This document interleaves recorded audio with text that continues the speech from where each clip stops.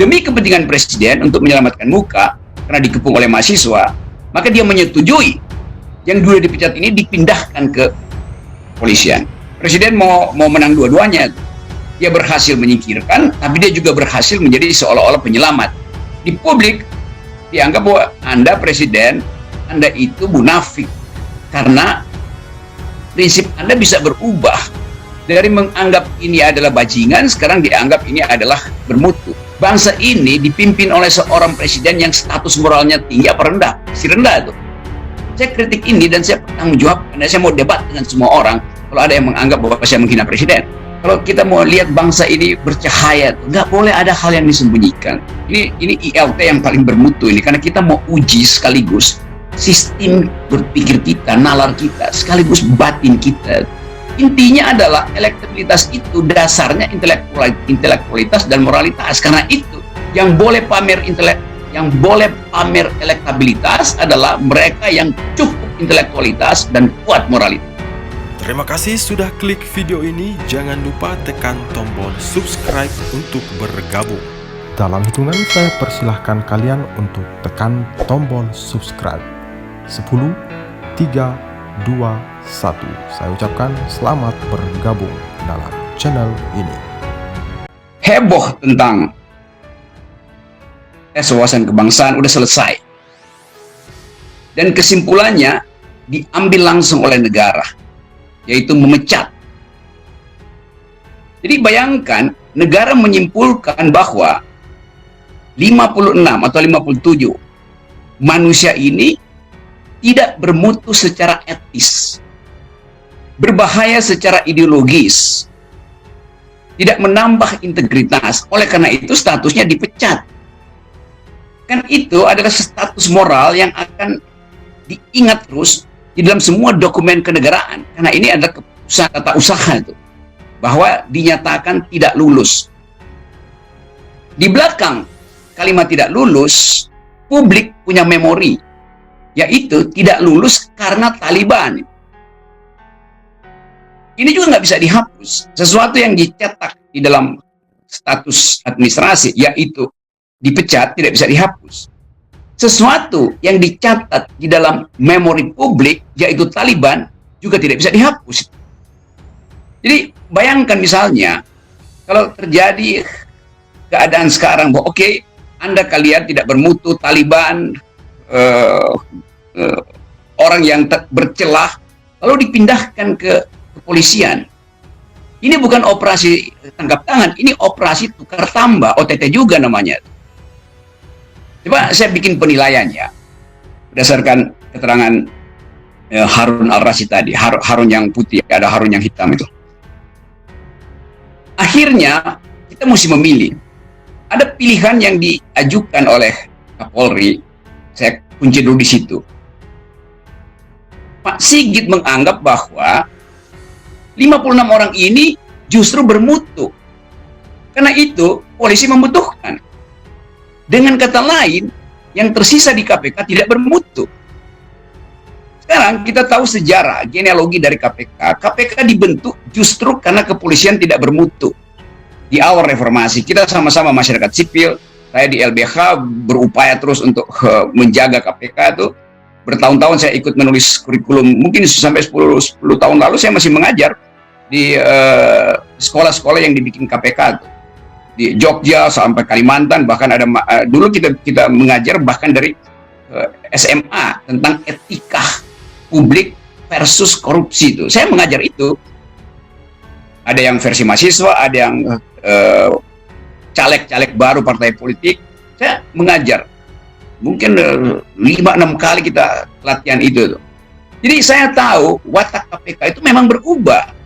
Dari keinginan untuk mempertahankan standar moralitas, sekarang dia betul-betul di depan publik immoral, tidak lagi punya standar. Kenapa? Karena presiden menyetujui standar itu diubah-ubah. Demi kepentingan presiden, maka dipaksakan untuk dipecat. Oke, selesai satu paket. Demi kepentingan presiden untuk menyelamatkan muka karena dikepung oleh mahasiswa, maka dia menyetujui yang dua dipecat ini dipindahkan ke polisian. Ini yang disebut sebagai pilihan moral. Bukan antara baik dan buruk, ini antara buruk dan buruk. Di situ masalahnya itu. Kalau saya ulas itu secara filosofi, saya beri mata kuliah itu tentang bagaimana mesti ambil sikap di dalam dua dilema yang antara baik dan baik atau antara buruk dan buruk. Karena problem etika bukan antara baik dan buruk, tetapi antara baik dan baik mesti putuskan yang mana itu. Antara buruk dan buruk mesti putuskan di mana. Jadi problem etis itu ada di dalam dilema untuk menimbang dua hal yang setara. Kalau antara baik dan buruk nggak ada problem moral, saya langsung tahu ini baik ini buruk. Jadi saya ulangi tadi, Kapolri menganggap bahwa teman-teman ini yang disingkirkan dari KPK bermutu karena itu ditampung oleh Kapolri. Kan Pak Sigit pasti lakukan reasoning, analisis yang dalam. Dia hitung ini akibatnya apa. Tetapi kita tahu bahwa, dan ini yang penting, kalau akhirnya 56, 57 teman-teman ini masuk ke polisi, itu artinya, ini mesti betul-betul Pak Presiden mengerti, KPK mesti dibubarkan. Karena polisi udah berubah menjadi institusi bermutu. Publik pasti akan mendukung itu, karena publik nggak menganggap 56 ini nggak bermutu. Publik ikut di dalam situasi moral baru yang menganggap bahwa ada pengkhianatan dan ada pelecehan integritas di KPK. Jadi ini saatnya KPK dibubarkan. Karena nggak diperlukan lagi. Karena publik menganggap lebih baik 56 orang ini bekerja untuk membantu kepolisian ketimbang percaya pada yang tinggal di KPK. Di situ pilihan moralnya. Jadi saya pasti setuju kalau 56 orang ini pindah ke kepolisian, tapi dengan satu prinsip bahwa itu membuktikan KPK tidak lagi diperlukan. Mari kita bikin baik aja polisi kan, dan kejaksaan. Kan itu dulu intinya kan, kita bikin KPK bukan untuk seumur hidup, tapi sebagai lembaga pembantu, auxiliary body. Jadi sekarang kembalikan pada publik. Publik mau tetap menganggap bahwa ini yang bermutu, atau Presiden mau bilang bahwa ini hanya dititipkan tuh sebagai ASN, nggak punya fungsi reserse tuh.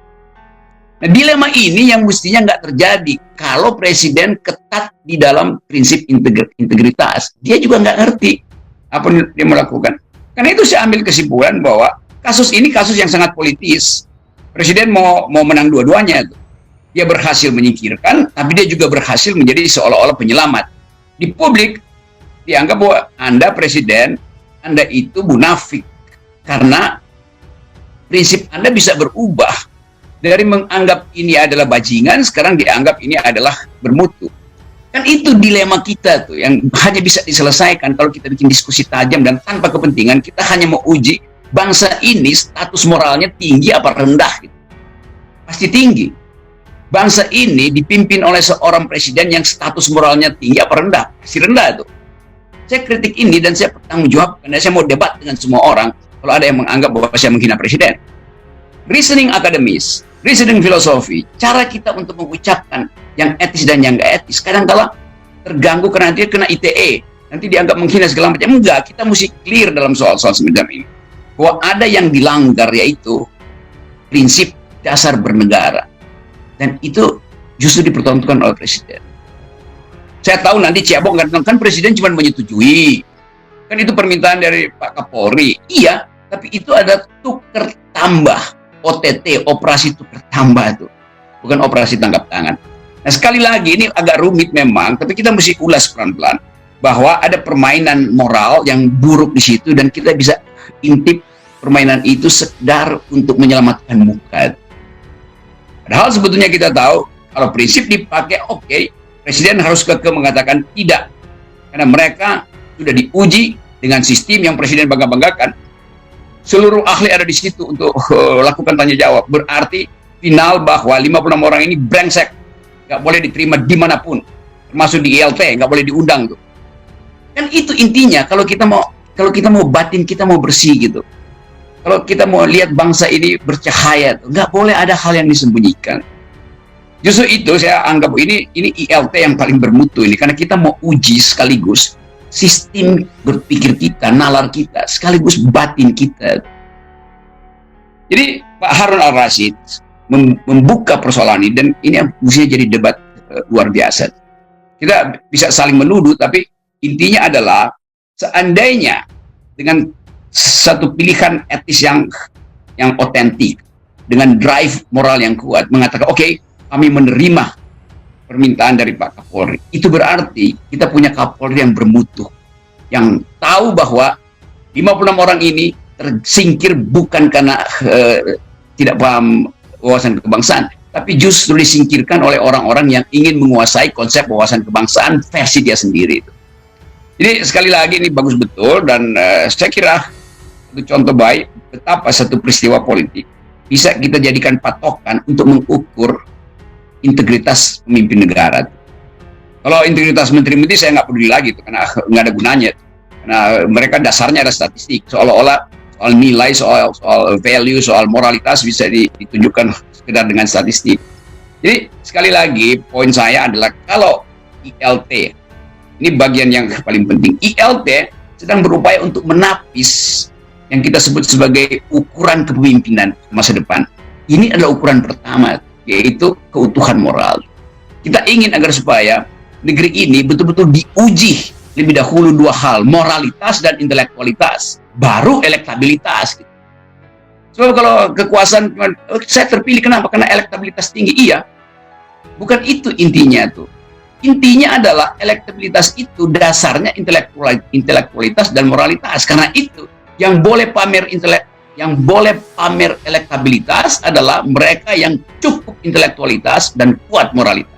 Begitu kita ingin didik bangsa ini.